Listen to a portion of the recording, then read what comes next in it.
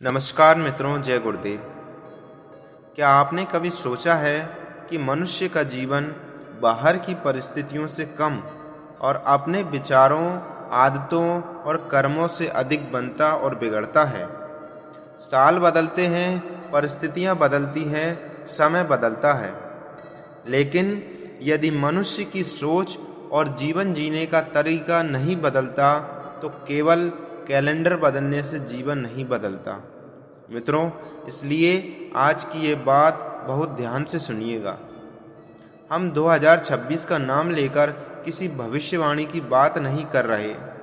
गुरुदेव पंडित श्रीराम शर्मा आचार्य जी के विचारों में ऐसा कोई आधार नहीं मिलता कि उन्होंने ऐसी कोई भविष्यवाणी की, लेकिन उन्होंने मनुष्य को ऐसी अनेक प्रवृत्तियों से सावधान किया है जो किसी भी समय उसके पतन का कारण बन सकती है। और यदि हम वास्तव में गुरुदेव के विचारों को अपने जीवन में उतारना चाहते हैं तो सबसे पहली बात हमें अपने भीतर देखनी होगी। सबसे बड़ी गलती है अपने दोषों को देखकर भी उन्हें सुधारने का प्रयास न करना। गुरुदेव ने आत्मनिरीक्षण और आत्म परिष्कार को जीवन की महत्वपूर्ण साधना माना है। जब मनुष्य अपने विचारों, इच्छाओं और व्यवहार को देखना शुरू करता है तभी वास्तविक परिवर्तन की शुरुआत होती है। अब जरा अपने आप से पूछिए, क्या मैं अपने समय का सही उपयोग कर रहा हूँ? क्या मेरे विचार मुझे ऊपर उठा रहे हैं या नीचे खींच रहे हैं? क्या मेरी आदतें मेरे व्यक्तित्व को मजबूत बना रही हैं या कमज़ोर? क्या मैं दूसरों की गलतियां देखने में जितना समय लगाता हूं उतना अपने भीतर झांकने में भी लगाता हूं क्या? यही प्रश्न इस पूरी चर्चा की कुंजी है। गुरुदेव का चिंतन हमें यह समझाता है कि मनुष्य को अपने जीवन का निर्माता स्वयं बनना चाहिए। इसलिए पहली सावधानी है, अपने विचारों को असंयमित मत होने दीजिए। मन में बार बार आने वाले विचार धीरे धीरे हमारी प्रवृत्तियों को प्रभावित करते हैं। प्रवृत्तियां हमारे व्यवहार को प्रभावित करती हैं और व्यवहार हमारे व्यक्तित्व को बनाता है। इसलिए यदि विचार ही निराशा, क्रोध, ईर्ष्या, लोभ, आलस्य और स्वार्थ से भरते चले जाएं तो केवल बाहर की सफलता मनुष्य को भीतर से सुखी नहीं बना सकती। गुरुदेव का विचार था कि वास्तविक परिवर्तन मनुष्य की चेतना और चिंतन में परिवर्तन से शुरू होता है। उनका पूरा युग निर्माण चिंतन अपने व्यक्तित्व निर्माण पर आधारित था। इसलिए 2026 भी और वास्तव में जीवन के हर वर्ष में एक गलती से बचना चाहिए। अपने मन को बिना पहरे के छोड़ देना। मन में जो आ गया उसे सच मान लेना। जो इच्छा हुई उसके पीछे भागना। जो क्रोध आया उसे व्यवहार में उतार लेना। जो लालच आया उसे आवश्यकता समझ लेना। यही तो वह असंयम है जिससे गुरुदेव बार बार सावधान करते हैं। दूसरी बात है समय का दुरुपयोग। धन चला जाए तो मनुष्य फिर उसे कमा सकता है।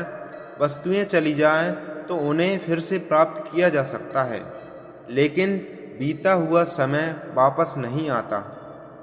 गुरुदेव के जीवन को देखें तो उनका पूरा जीवन अनुशासन, साधना, अध्ययन, लेखन, सेवा और लोक मंगल के कार्यों में लगा रहा।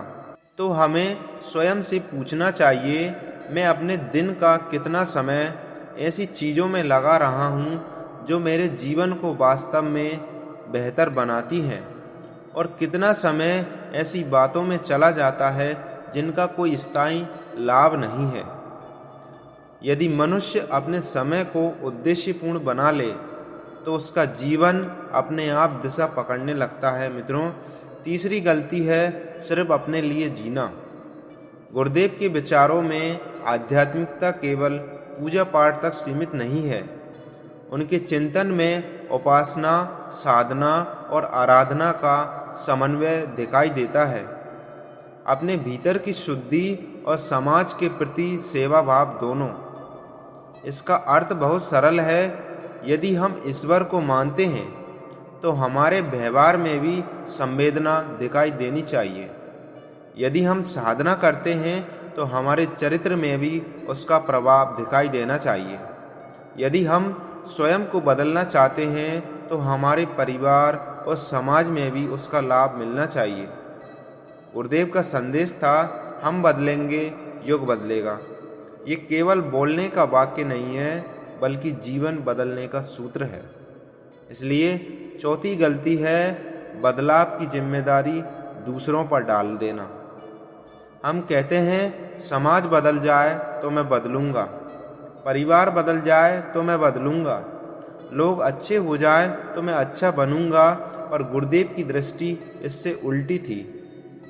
पहले स्वयं को बदलना है, पहले अपनी सोच को बदलना है, पहले अपने चरित्र को सुधारना है। फिर वही परिवर्तन परिवार में पहुंचेगा और धीरे धीरे समाज तक जाएगा।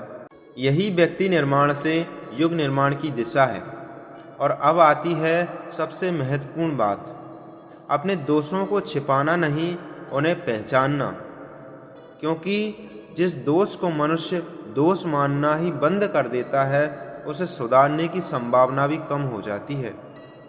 इसलिए कभी शांत बैठकर अपने दिन का आत्मनिरीक्षण कीजिए। आज मैंने किससे कठोर व्यवहार किया? आज मेरे भीतर कौन सी कमजोरी उभरी? आज मैंने समय कहाँ नष्ट किया? आज मैंने किसी के लिए क्या अच्छा किया? आज मैंने अपने किसी दोस्त को नियंत्रित किया या नहीं? ये आत्मनिरीक्षण धीरे धीरे जीवन में जागरूकता पैदा करता है। गुरुदेव के विचारों में आत्मशोधन और आत्म विकास को प्राथमिक कार्य बताया गया है। मित्रों, और ध्यान रखिए, आत्मशोधन का अर्थ स्वयं को दोषी मानकर बैठ जाना नहीं है। इसका अर्थ है गलती पहचानो, कारण समझो, संकल्प लो, अभ्यास करो और फिर गिरने पर भी दोबारा उठो।